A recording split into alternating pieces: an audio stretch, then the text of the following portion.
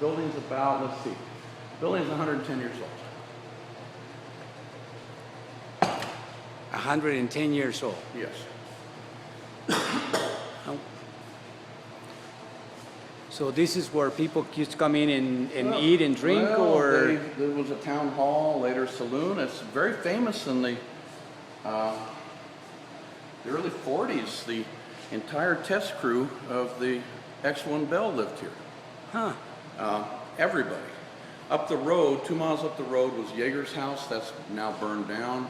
It was called Wagon Wheel Ranch, but one of our houses here was occupied by Slick Goodland, who did 130-something consecutive flights on the X-1.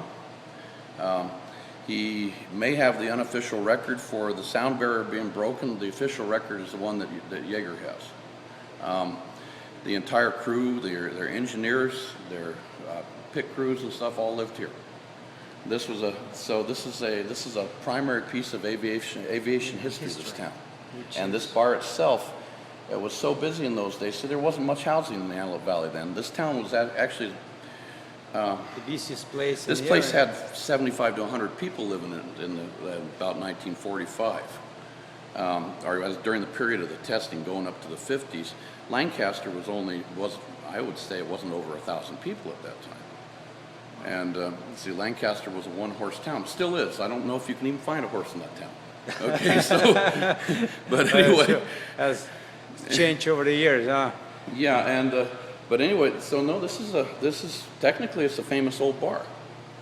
It's had many very famous people that have come in here and probably got wasted on beer. I understand around 1948 they sold as much as $30,000 a year worth of nickel beers. Oh my goodness. That's a lot of beer. A lot of beer there, yeah. Well, the weather really.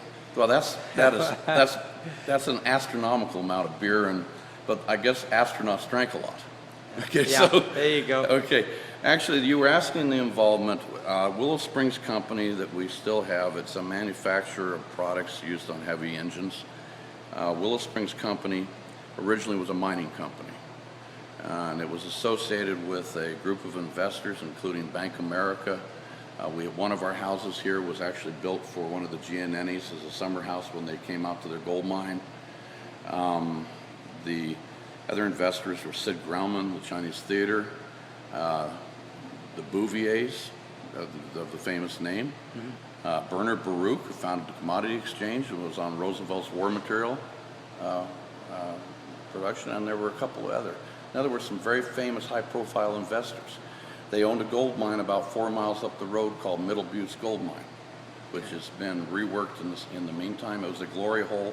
They literally brought out gold that you could hold in your hand, big chunks of solid gold. And so Willow Springs Company, most of the investors are now out of it. They've gone their own way. However, that's the base start of this company.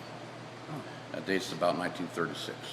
1936. My family was, our grandfather was at that time one of the early vice presidents of Bank America. So you have the history Right. behind. Right. I don't tell too much of this around places. We don't promote the history of ourselves as people so much. We just keep the old buildings going. They have a little repair all the time, and people live here. Yeah. This is a town. Which is, yeah, it is a town. The misconception that the Willow Springs, right.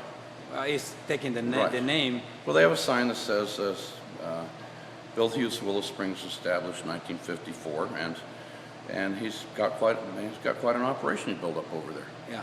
Okay, this town was established about 1854, somewhere in that range.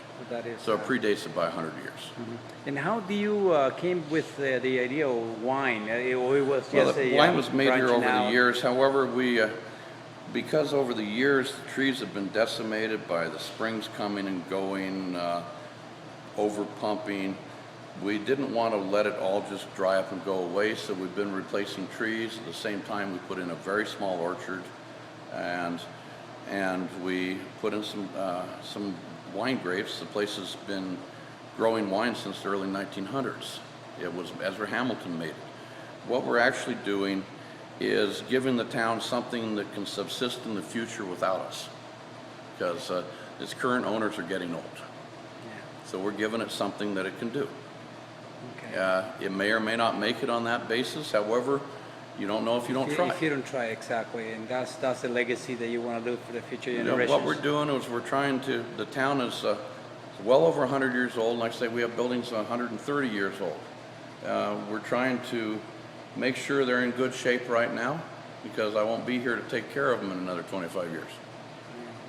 Okay, that's our take on it. God will, and you will. Well, that's, you know.